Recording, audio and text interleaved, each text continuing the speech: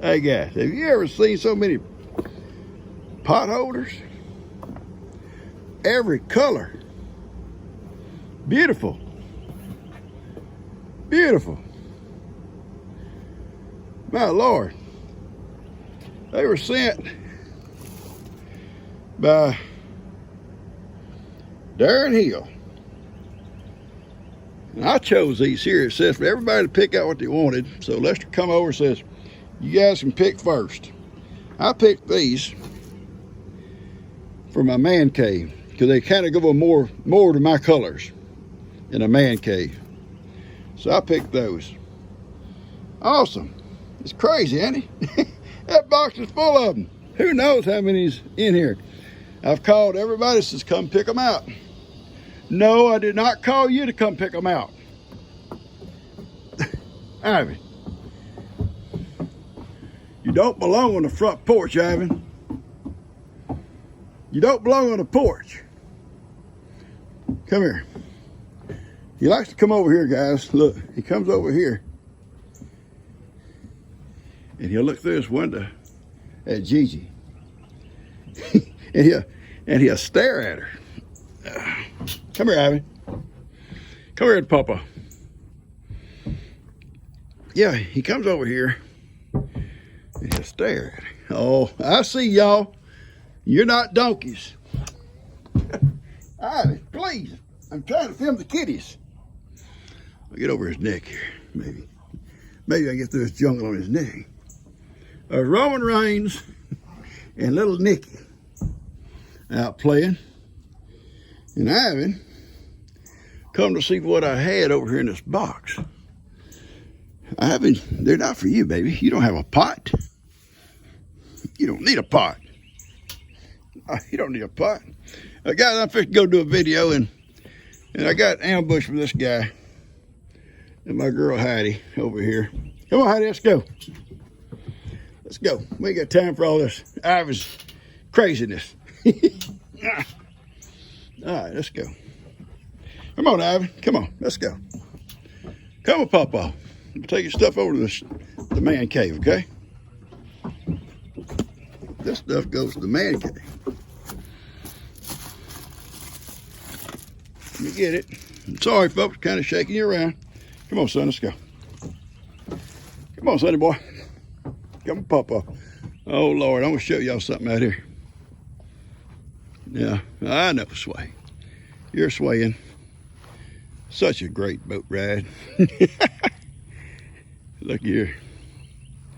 I know, she's one, and now, look who she brought with her. She brought her sister. And they're eating out of Ivan's plate. That's not good goats. Not good little goats. I'm gonna show you something while I'm here. What she likes too. Come here. Come on. Look here, she likes being brushed too. There's no reason a donkey gets brushed without me getting brushed. No. No reason. It's not right, Papa. It's not fair. Ivan still shedding that hair. Look at that. Ivan shed that hair. He loves being brushed. He loves being brushed. Comes in here and his Papa brushes him. Gets his breakfast in here in the shade. And then these silly goats start coming over here trying to get some of his food. Well, that's okay, because I give him plenty. I give his boy plenty. He's not on his milk no more. No more milk. Ivan's not on milk, guys. Watch you. He make a move. Ivan, be sweet. You gotta be sweet. They're not eating that much. All right, I just want to show you that. I got to set up for a video here. I don't know if I put all the stuff with it or not. We'll see how it goes out. Thanks, guys. Guys, I'm going to try to tell you a quick story, if I can, with Ivan here with me. Now, Ivan, you've never heard this story, Ivan. You've never heard this story, so you need to listen. You need to pay attention, okay? You got to pay attention. Listen up. Growing up, I may have told you guys about my dad going out when he retired and buying a tractor and a baler and all that stuff. It's going to be kind of a sideline business in his retirement years, you know, because we all know there's usually not enough money in a retirement check. Well, he bought a new tractor. I say new. It wasn't like new. It was a good tractor, a decent. My dad had bought tractors. Watch the camera. My dad had bought not cameras. Never bought a camera. My dad had bought tractors off and on all my life. Never a new tractor. You know, my dad grew up fairly poor, you know. Nothing wrong with that either. That's the way he grew up. And they'd buy something and kind of fix it. They couldn't buy the top stuff, you know. They had to just fix stuff as they went. I'm gonna try to get this down for her. And there's always something in common about the tractors he bought. He evidently didn't think tractors needed brakes. They never had brakes. I cannot remember not one tractor, and we've had several in my lifetime, of my dad's, and they never had brakes. I've got two old tractors, kind of like me, but they got brakes. My dad never had a tractor with brakes. Then I can look back at the times that we needed brakes. Once my cousin and I, the guy I told you about has a long name, Curtis Alexander Morrow, that we call Cuz, we growed up together. We were riding, joyriding, I guess you call it, on one of Dad's tractors. And got a little Ivan hair on me. We was coming up from the river toward the back of the old barn. The old barn had big old double doors on it, big doors. And I guess I forgot there wasn't no brakes. And I get right up to it. And I step on the brakes, and there's no brakes. We got right on through them doors. Knocked them both off the hinges. Didn't break the door, just broke the hinges. Yeah, my dad was mad. Son, you can't drive fast. You got to drive slow. There's no brakes. Okay. My dad had that irrigation system he had bought for our hay fields. And he went down and he sloped off a place down to where he could back that irrigation pump up. It was on a little old two-wheel trailer. And dropped the suction hose over in the water, and we'd irrigate it up by that river. Wasn't real deep and a good rock bottom. And I always reminded Dad, tractors don't have brakes. You know, your tractors don't have brakes. You got to be careful. So he got this chunk, and I was a known chunker, because you know, with firewood all our life. I was chunking firewood all my life.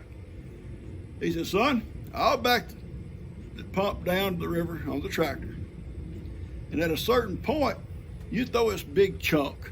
It will stop the tractor from, you know, getting too far back and going in the river. Okay. We'd done it many times. This one particular time, and I don't know why, my dad never drank, but he acted like a drunk man. He come off that riverbank up there on down that slope, going way too fast.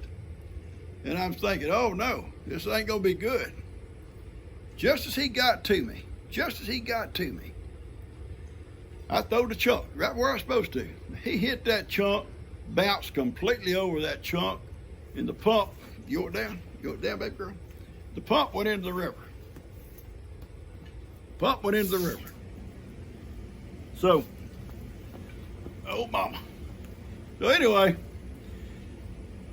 luckily it jackknifed and the whole tractor didn't go in the river. My dad sat up on that tractor.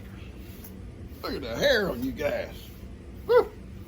Anyway, what happened, son? What happened? I said, Dad, you're going too fast. And remember, Dad, you ain't got no brakes.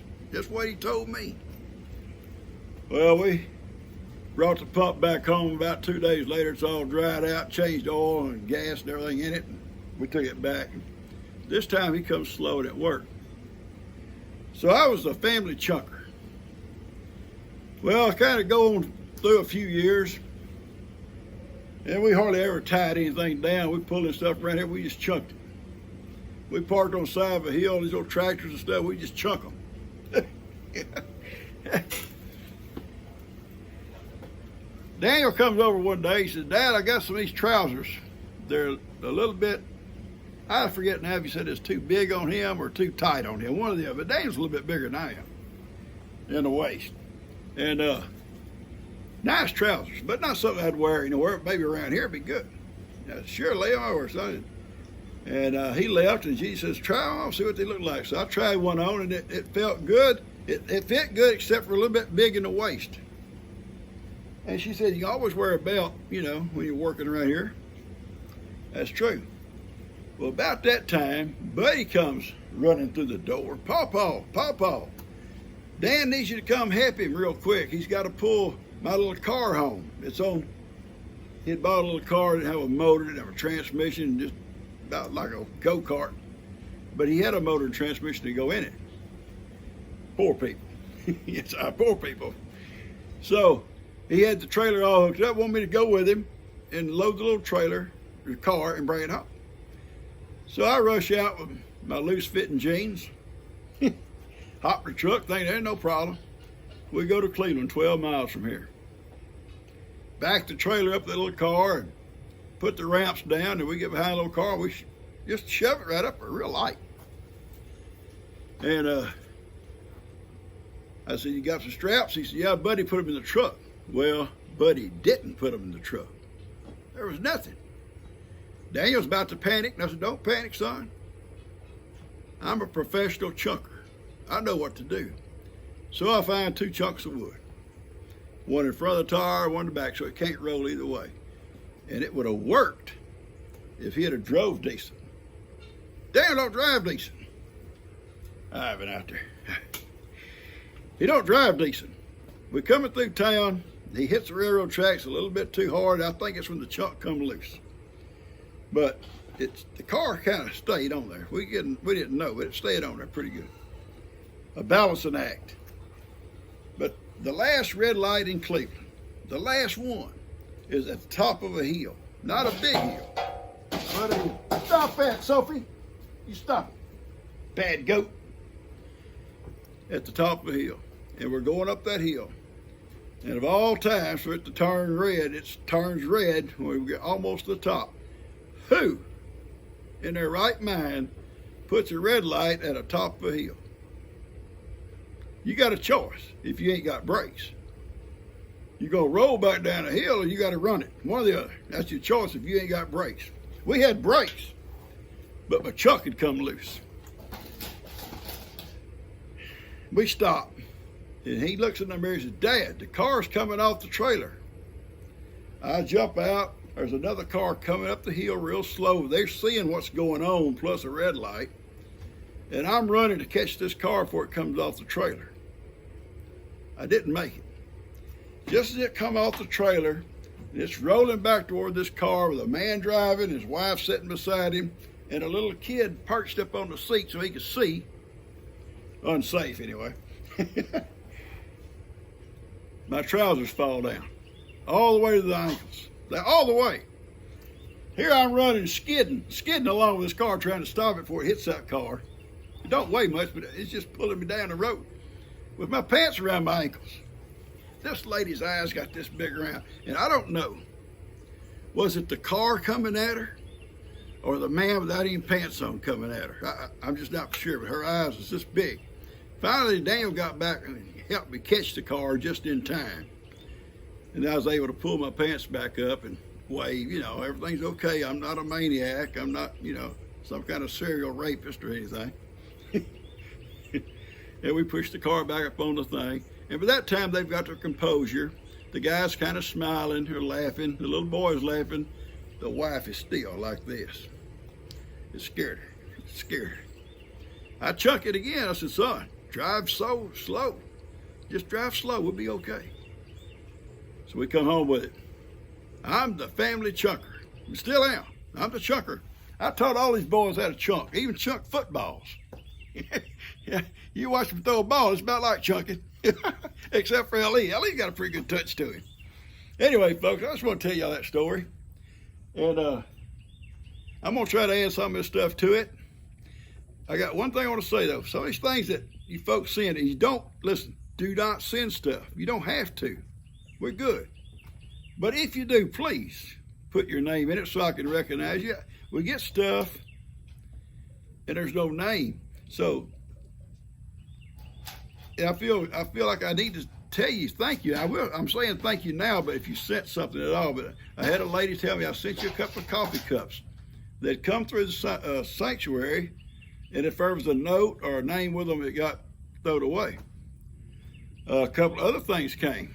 A little birdhouse, beautiful birdhouse someone sent, and I remember the lady saying, I'm sending you a birdhouse.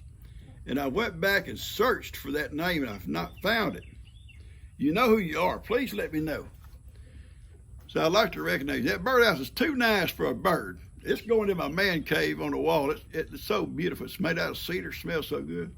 I've got several coffee cups. I got a coffee cup from California, and the Postal Service had marked through the name when they marking addresses, their old markers. You couldn't even see the name, but it come from California. A nice insulated cup. We got some more coffee cups the other day from a lady. But you don't have to send some. I'm just saying, if you do, please send me your name. The address is out there, and mainly for just letters. I love reading people's stories. You know, so many of you have stories. And also, I want to say one more thing. If there's something you'd like to see, or something you'd like to see more of, let me know. Let me know. I do 3 videos a week, and I'll try to find what you're looking for and try to make a video on it. One guy wanted to see more cowboying type stuff, and I've got some good videos coming about the old time roundups we had here. I got a video coming about a bull rider in the family. You got some good videos coming, folks. So really, if you think of something you want to see, please let me know. I know you guys like seeing, y'all like seeing Hattie. And little Sophie over there. And of course, everybody likes to see this little crazy thing. Yeah, she won the battle, and out yonder you see Ivan. He'll go out the back here in a few minutes. All right, folks, this is Pawpaw, and I hope y'all enjoyed it. It's hot out here. I'm sweating. But family chunker. All-American family chunker. You guys have a great day.